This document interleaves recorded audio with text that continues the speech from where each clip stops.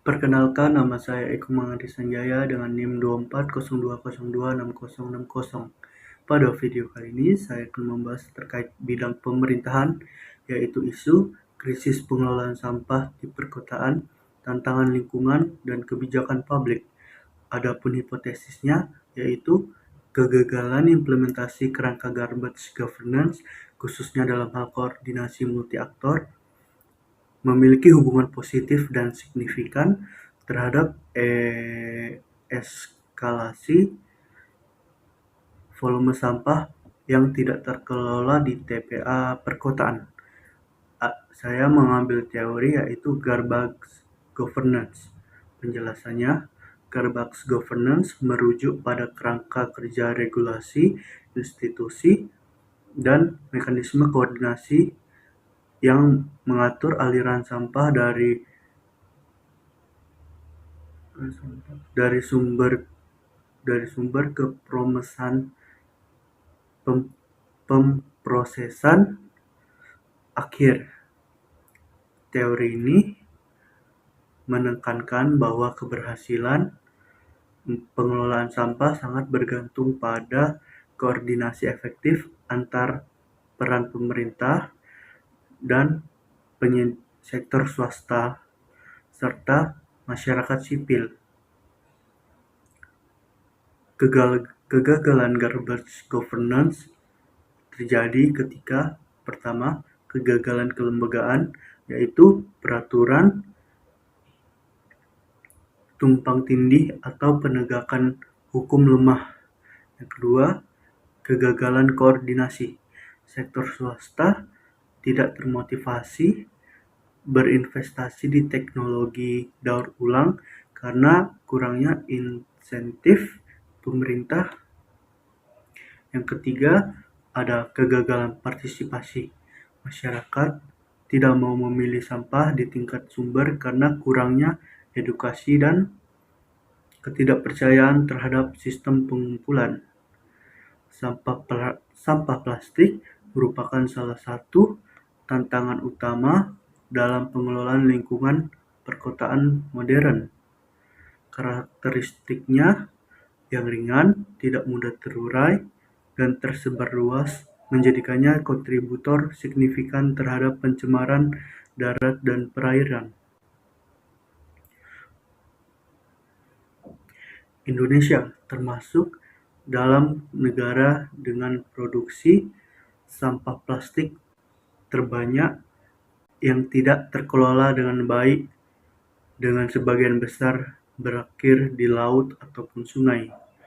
Data ini diperkuat oleh laporan yang menyebut bahwa sekitar 4,8 juta ton plastik bocor ke lingkungan setiap tahunnya di Indonesia, termasuk melalui sistem drainase yang tersumbat dan menyebabkan banjir di kota-kota besar seperti Semarang.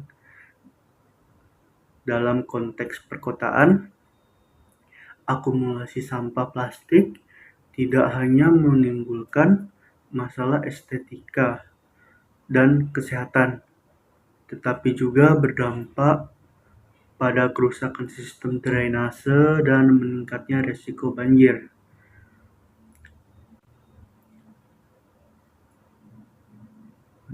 Studi oleh Rahman menunjukkan bahwa plastik menjadi penyumbat utama saluran air di kawasan urban, khususnya jenis kantong plastik dan kemasan multi-lapis.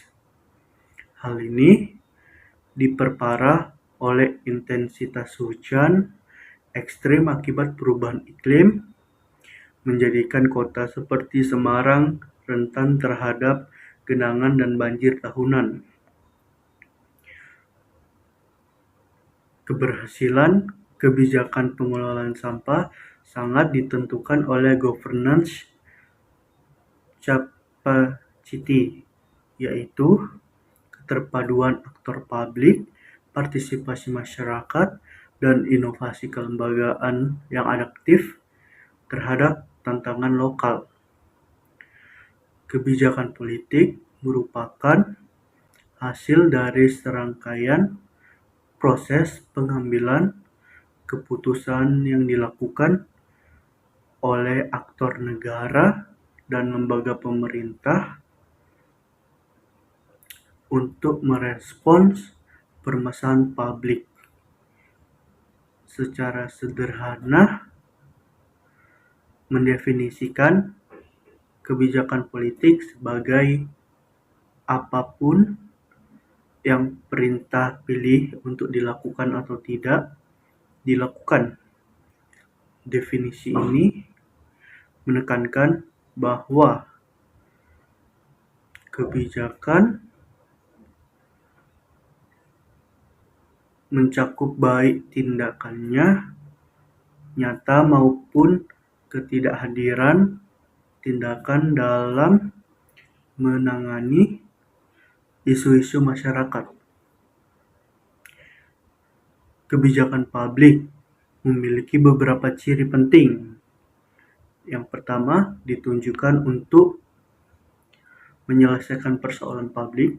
Yang kedua, bersifat otoritatif karena dikeluarkan oleh lembaga yang sah. Yang ketiga, memengaruhi perilaku warga negara. Dan yang keempat, biasanya berbentuk tertulis melalui peraturan perundang-undangan atau regulasi administratif. Dengan demikian, kebijakan publik tidak hanya dimaknai sebagai produk hukum, tetapi juga proses politik yang mencerminkan nilai, prioritas, dan orientasi pemerintah terhadap kebutuhan masyarakat.